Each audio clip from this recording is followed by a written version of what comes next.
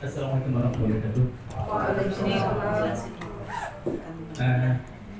Yang sore, sekian.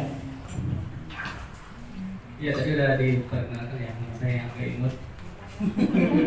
Saya pikir kemarin mbak tuh mas lagi loh. Sama mas Arif. Saya biarin aja. Nggak saya ibu mbak. Ya perkenalkan nama saya Vicky Surya. Ya orang tua saya dari Timur Tengah. Ibu Jawa Timur, bapak Jawa Tengah.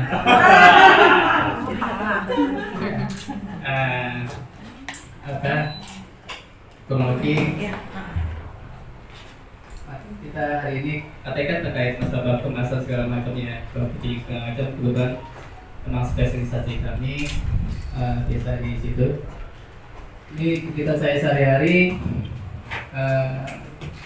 ngurusin beberapa trade UKM ya, dari kita awal dari jadi kalau kami ada spesifikasinya tuh, misalnya misalnya masih omsetnya di bawah 20 juta, jadinya seperti apa, yang di atas 20 juta seperti apa, bahkan sampai berapa juta per bulan seperti apa. Jadi bidangnya kami ini ada Mas Tati Karawin, nanti juga salah satu tim saya bawa ya. Belum selesai kan? Nah, ya,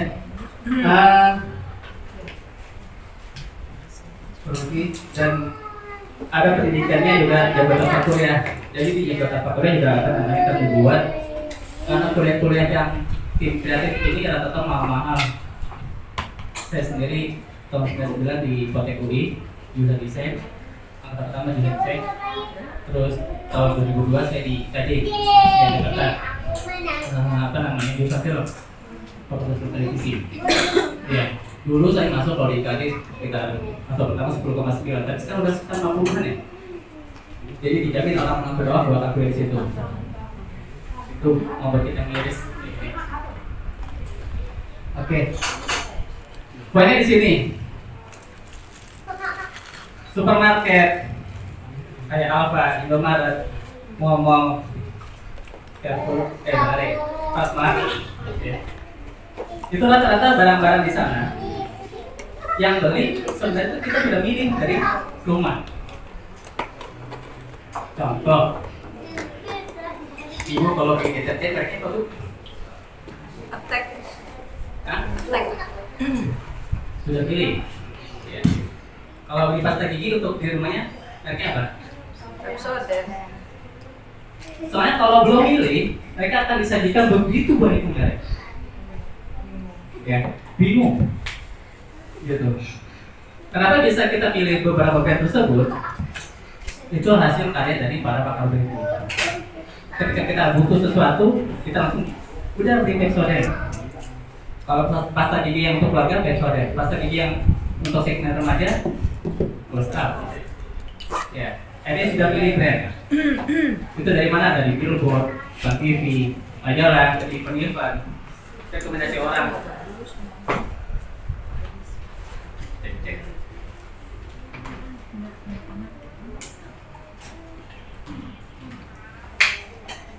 Ayo.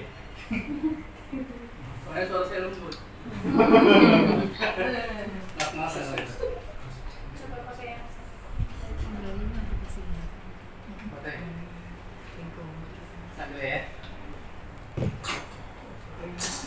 Nah, tapi pernah nggak Bapak Ibu kalau misalnya lagi belanja, ada targetan di rumah mau beli brand A, tapi pas di depan etalase kita malah milih yang pernah? Itu salah satunya adalah kekuatan teknis. Karena saat itu packaging tersebut mampu mengkomunikasikan keunggulan dari produk tersebut. Gitu ya. Jadi apa aja keunggulannya bisa ya dari ingredients, ya kan? Atau bahkan kadang-kadang pernah juga yang packagingnya menarik. Oh ini ada tentengannya, hanya sesederhana itu. Gitu. Atau apalagi promo yang lain, banding dengan mangkok ya kadang-kadang ya. Iya, deterjennya sih nggak bermerek banget, tapi karena ada mangkok jadi dibeli. ibu-ibu biasa gitu Pak. Sebenarnya mau beli deterjen atau beli mangkok gitu kan? Beneran bertanduk ya. Atau tumbler lah apa, cuma seperti itu ya. Nah, atau apa lagi strateginya? Ketika di beberapa supermarket seperti itu suka ada yang nawarin susu gratis. Iya, ada sales-sales yang nawarin, contoh ya susu gratis dengan yang kakak kecil kan biasanya gitu ya. Ibu susunya bu buat anaknya gitu kan? Oh iya, buat kami adanya di pantry ini. Dan kebetulan bunda hari ini lagi ada promo. Di 2 dapat 1, rugi dong berarti. Ya, kurang lebih seperti itu. Nah, hal ini yang jadi begitu banyak strategi dia, dagangan dia hanya punya beberapa detik atau beberapa menit harus closing. Berarti apa? Informasinya, poin-poin pentingnya sudah kita rumuskan di awal, gitu. Sudah kita rumuskan di awal. Nah, ini rata-rata kalau misalnya saya tanya, UKM itu rata-rata belum merumuskan brand value atau produk value-nya seperti apa. Jadi ketika kita jualan, terlihat jualan apa? Jualan bakso. Dah. Kalau jualan bakso dong berarti sama dengan banyak bukaan bakso yang lainnya. Tapi kenapa saya harus beli bakso Anda? Kenapa saya harus beli teh Anda? Gitu ya. Ini harus dijelaskan secara detail. Semua orang punya customer, pelanggan. Kita lihat ya. Oke. Nah, pelanggan adalah apa definisinya? Kurang lebih secara simpel, orang yang beli secara terus-menerus. Yang dia kenapa dia sampai begitu? Karena dia sudah nyaman dengan kualitas produk atau pelayanan kita. Oke? Jadi kita orang tersebut sudah nyaman. Ya, sudah nyaman dengan kualitas produk kita. Kalau belum nyaman, pasti dia cuma sekali beli. Tadinya tuh customer itu tadinya tuh cuma pembeli yang nyoba-nyoba, hanya sebagai pembeli biasa, gitu. Hanya sebagai pembeli biasa. Ya, dia beli karena ada proses penawaran. Kalau kita nggak ada yang mau ngejual barang kita, siapa yang mau beli barang kita? Ini salah satu PR daripada para pedagang kita nih. Kadang-kadang kita punya usaha, tapi mau untuk mendagangin klien kita, ya. Biar orang nggak ada yang tahu kita punya usaha apa, gitu. Nah,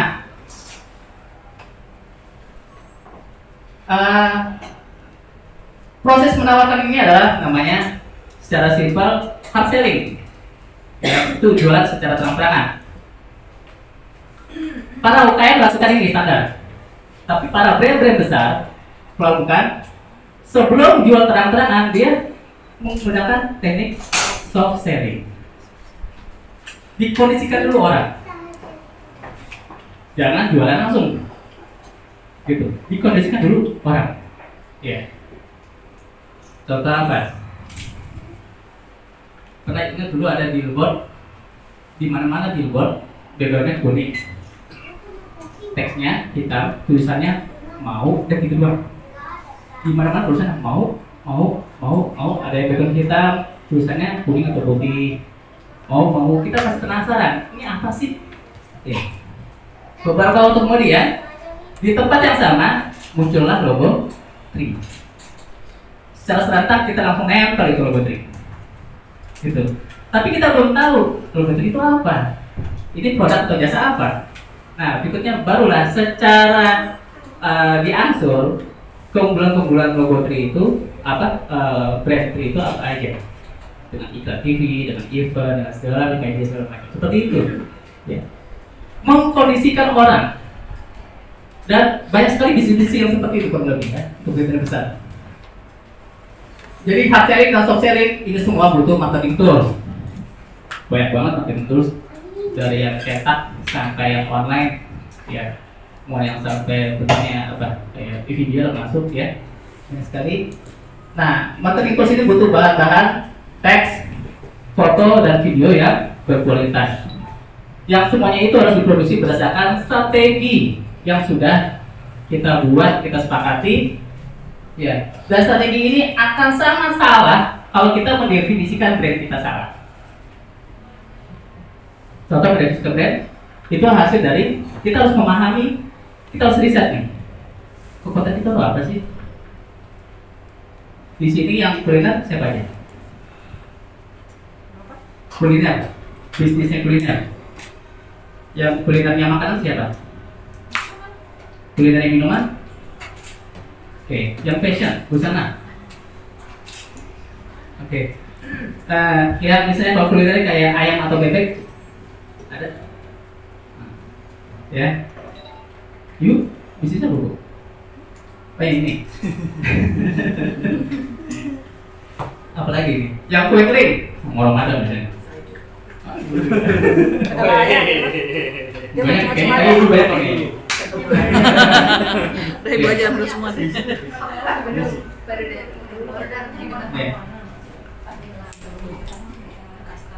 Tuh udah berkartu lagi tuh. Nah, kalau kami punya rumusan untuk mendefinisikan brand itu adalah Tapi udah transfer. berawal dari ini tadi ya, memahami internal kita. Jadi kalau komunikasi itu adalah siapa, berbicara kepada siapa, tentang apa, dan gimana caranya, cara betul yang tepat. Ya.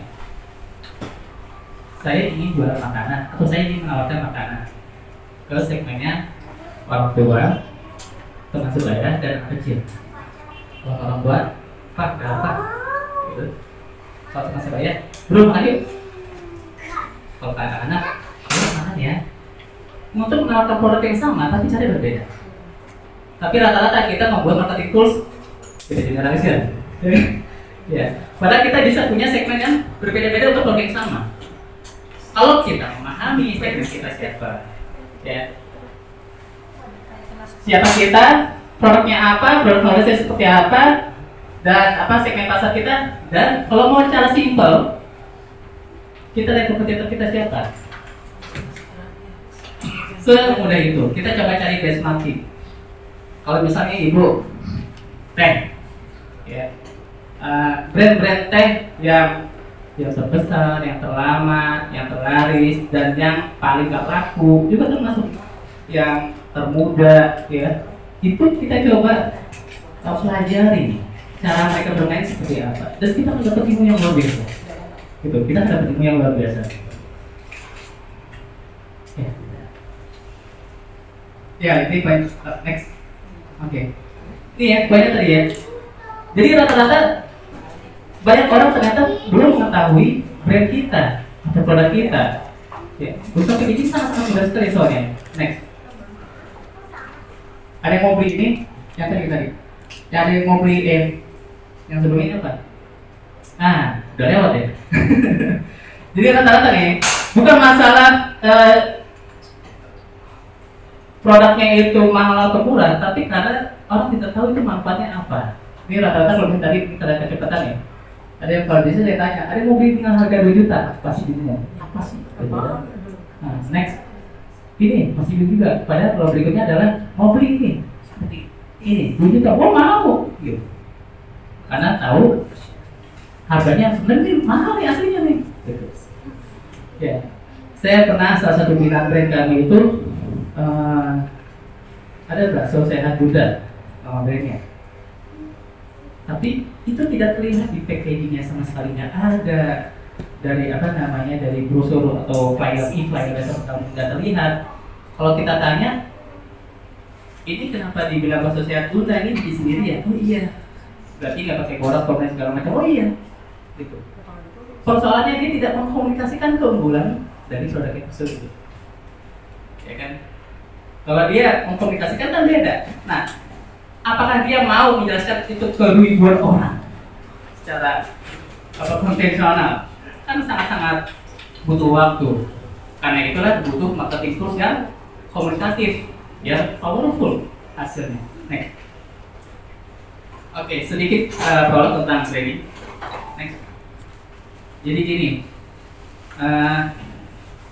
Bapak siapa?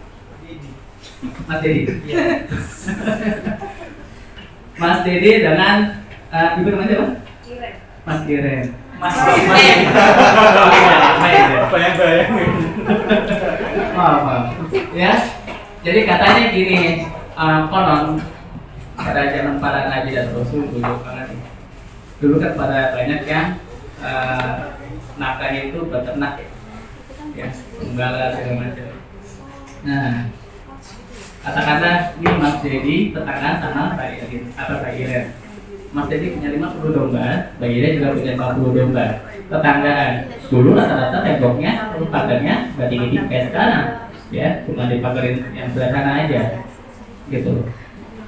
Suatu ketika kan biasa tuh ya, setiap pagi domba-dombanya dilepas untuk cari makan, sorenya balik lagi, ya kan? Nah, suatu ketika nih dihitung nih, domba yang Mas Dedi kurang 1, cuma 49. Ya. Kita cari nggak ada. Nah, kepikiran, jangan-jangan domba yang Mas Dedi ke ladang sebelah, karena ladang sebelah lebih hijau. Kayak gitu ya. Nah, ini ditanyakanlah ke Mbak Iren. Mbak Iren, domba saya ini hilang 1. Ada di ladang Mbak Iren nggak ya? Gitu. Oh, coba aja. Pas dicek, dihitung, ternyata domba Mbak Iren lebih 1. Oh iya benar. Ya udah, dombanya mana? Mana muka domba sama semua? Ya udah kan jadi susah ya untuk membedakannya. Ya udah Mas Dedi cuma milih itu tuh yang paling gede. Gitu. Ya. Nah, untuk menghindari itu terjadi, ditandain setiap domba distempel besi panas.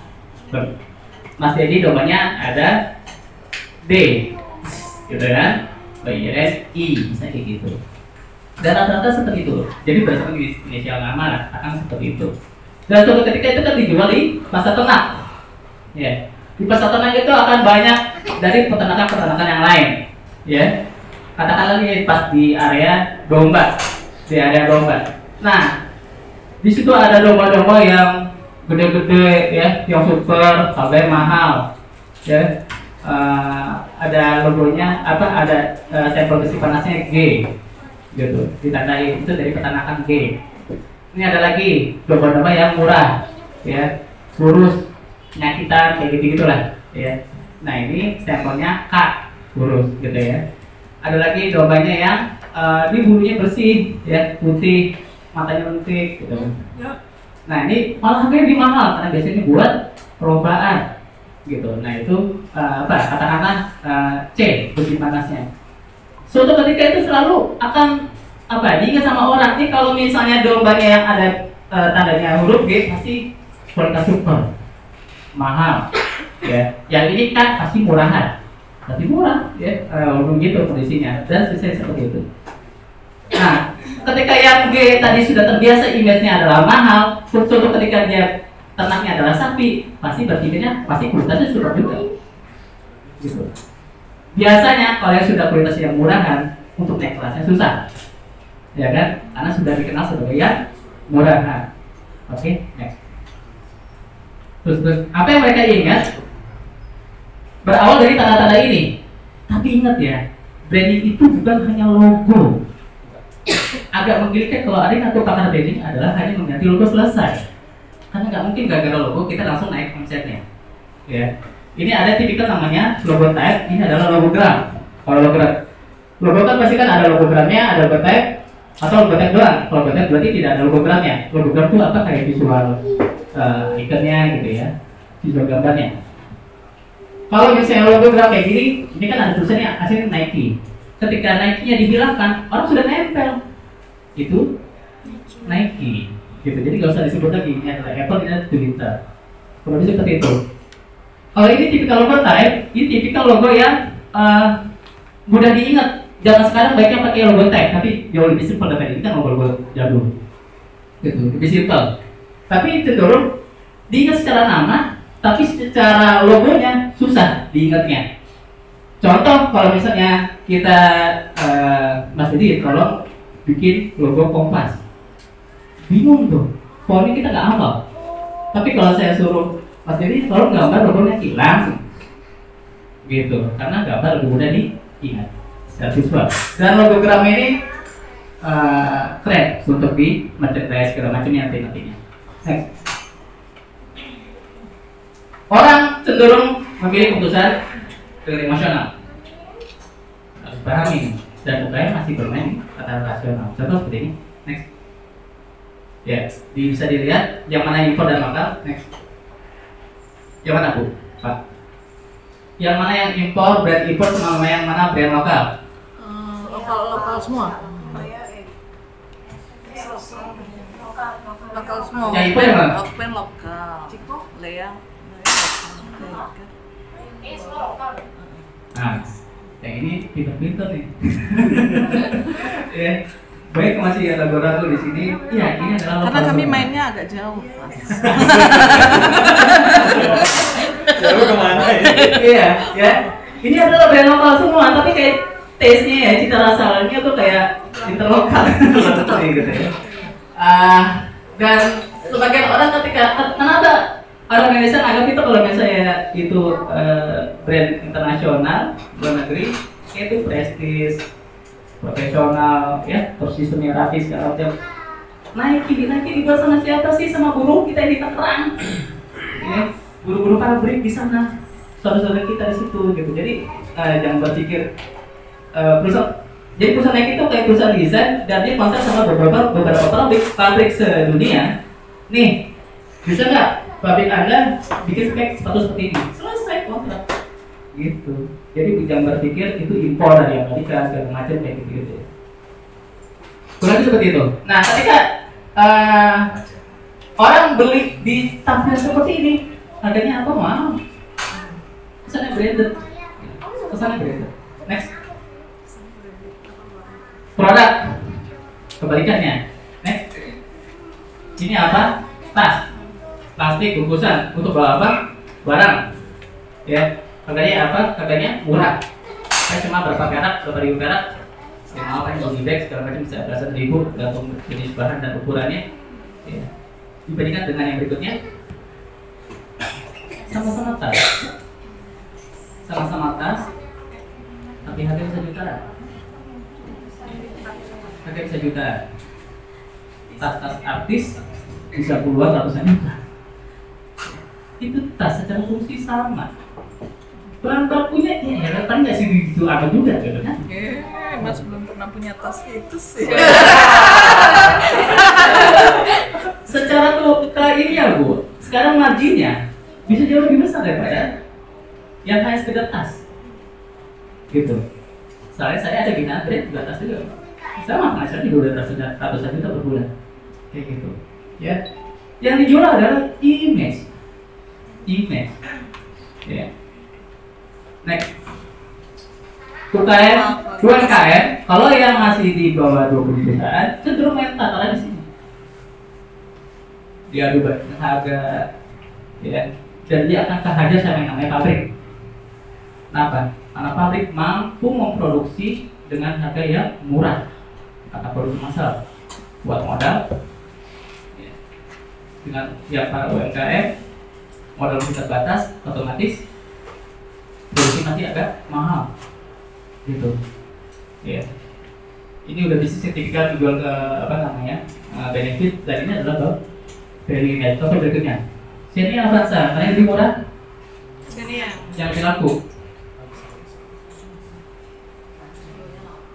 Mesinnya sama ya? Yang satu labelnya Daihatsu, yang satu labelnya Toyota. Mesinnya sama, beda casing. Next. Ada riset 2 orang dikasih minuman yang berbeda, tapi brandnya diumpetin. Katakanlah A dan B brandnya. Lalu mereka bilang, next, yang B lebih enak. Oke, yang B lebih enak. Berikutnya, ketika dikasih tahu brandnya, yang satu Coca-Cola dan satu Pepsi, dan mereka bilang, next, oh Coca-Cola dong gitu. Karena saat itu adalah brand leader untuk minuman jenis Coke adalah Coca-Cola.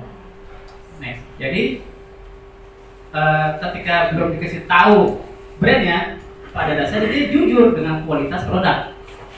Tapi setelah dikasih tahu brandnya, pindah ke lain hati.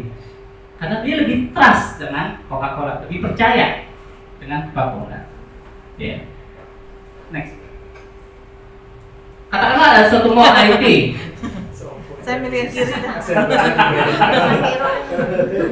Ya, karena ada satu mall IT yang jualan gadgetnya sama ya, foto HP ataupun laptop, tipenya sama, barangnya sama, harganya bahkan sama. Yang bedain adalah yang jualan.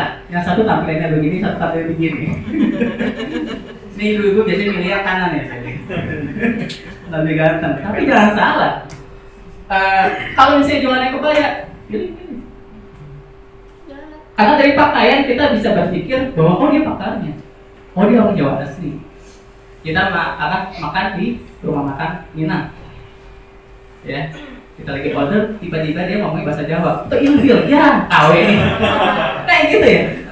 Kayak kita tuh ingin makan Padang itu yang orang Padang beneran yang asli gitu. Nah, kurang lebih seperti itu, ya. Hal yang natural kita ingin berbisnis sama orang yang pakar, ya. Orang yang ahlinya, orang yang pakarnya, atau terlihat pakar, gitu. Walaupun hanya sekedar kostum. Iya, berikutnya. Mau iklan segede gambar, bilang di browsing enak, orang nggak percaya. Kalau packagingnya masih begini, ya kan? Jadi ini bukan masalah harganya murah, bukan masalah iklan yang keren-kerenan, tapi kalau packagingnya belum rapi kayak gini, orang nggak percaya ini brownies atau batu bata kan nggak dari itu. Ya kan? Ya, berikutnya. Jadi brand itu ketika orang nyebut kata KFC pada dasarnya itu bukan jualan ayam tepung saja, tapi sudah ada beberapa kombinasi keunggulan. Itu yang membedakan antara KFC gabungan sama KFC yang ori. Ya, ada ayam tepung, ada tempat yang cozy, yang nyaman, ya kan? Buat meeting, buat kerja di sana, ya. Ada wifi gratis, tempatnya juga seperti itu. Terus ada pelayanan yang ramah, ya kan? Apalagi sekarang udah ada sajian kopi di KFC.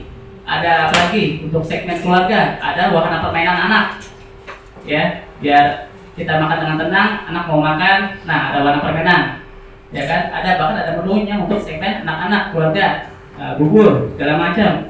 Itu yang ketika kita ingat kata KFC, itu seluruh keunggulan-keunggulan itu yang kita ingat pada dasarnya, dan kita nyebutnya secara simpel KFC. Ya. Apa bedanya sama AW? AW ciri khasnya apa? Iya, jadi tidak hanya menjual ayam. Kalau kita hanya sekedar bilang bisnis Anda apa? Ayam goreng, sama banget tuh, kayak domba tadi. Kayak domba tadi. Tapi ketika kita bisa mampu merumuskan apa aja keunggulan bisnis kita, produk kita, dan itu akan kita visualisasikan nanti kita komunikasikan dalam packaging kita, baru membuat bisnis kita sangat menonjol, berbeda dengan yang lain. Ya, berikutnya. Kita tadi jelaskan, tidak hanya sekedar logo. Next, oke. Tangible dan intangible. Ya, tangible itu adalah yang bisa dilihat, secara kasat mata, dengan jelas adalah identitas visual kayak logo, packaging, produk itu sendiri segala macam, ya. Tapi sesungguhnya kenapa ada brand-brand? Ada banyak juga yang produknya itu branded istilahnya, kualitasnya bagus, ya, dan dia tenar. Tapi secara identitas visual, desain, packaging, logo itu nggak begitu, amat biasa aja. Nah, karena dia menguatin di sini. Sesungguhnya brand sesungguhnya itu ini. Gitu. Packaging segala macam itu hanya untuk membuat orang bisa melihat dari jarak jauh. Karena orang nggak akan tahu kualitasnya sebelum dia nyobain. Orang nggak akan tahu kualitasnya kalau dia belum nyobain. Jadi tadi ada experience ketika membeli. Ya, salah satu binaan kita ada dulu Chinese food. Dan saya ada visit rutin sebulan sekali ke semua binaan, ya. Kalau binaan-binaan yang sudah terseleksi. Nah, suatu ketika saya visitnya menjelang maghrib, saya visit, ownernya lagi pada kerja di luar. Nah, ini ada tukang masaknya, ya. Saya order menjelang maghrib, lalu saya tinggal pesawat maghrib. Nah, terus saya balik lagi, sudah bisa disajikan. Kan proses itu agak lama ya, kalau nungguin lama juga. Nah, pas sudah disajikan, tiba-tiba mati lampu. Terus saya tungguin, tahu treatment SOP-nya seperti apa untuk dari karyawan ke kita. Kita nggak diapa-apain, lalu saya kasih kode, Mas, ada lilin nggak? Terus dia bilang, ya ada. Udah, gitu doang. Ya. Lalu saya tegur lagi, Mas, bisa nggak tolong beliin lilin? Gimana? Kayak gitu saya makanya gimana gelap-gelapan gitu. Tapi seperti itu ya. Walaupun kualitas rasanya enak, soalnya di situ ada 2 set bakmi BM. Di situ kualitasnya enak. Tapi kalau planning gitu di dalam kantor. Jadi kadang-kadang kita terlalu fokus, kalau produsen nih, kadang-kadang terlalu fokus sama kualitas produksinya doang. Tapi pelayanannya, sistem segala macamnya masih berantakan juga. Ya. Kualitas produk, kualitas jasanya, kualitas apa, sistem segala macam. Kemarin saya mendanai salah satu brand hijab. Ya. Jam sih dia udah miliar per bulan, udah 3 per bulan. Tapi bahayanya sudah dia ada brand distributor segala macamnya, sudah ada yang mulai mengklaim brandnya.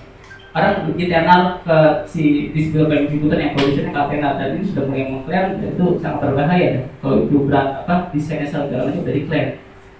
Setelah dicek udah dihatiin belum, lebih bahaya lagi, gitu kan? Nah ini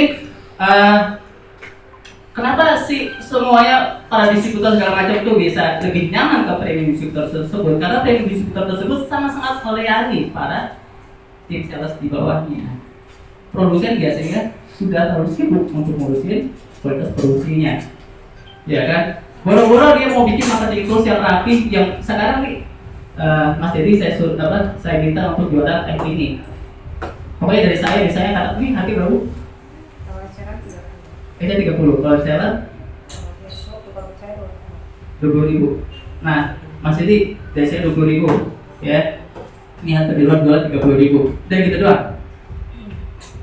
Nggak dikasih senjata marketingnya, nggak diajarin cara bisnisnya, stres orang, gitu kan? Nah, orang akan lebih nyaman ketika dikasih marketing tools yang powerful, yang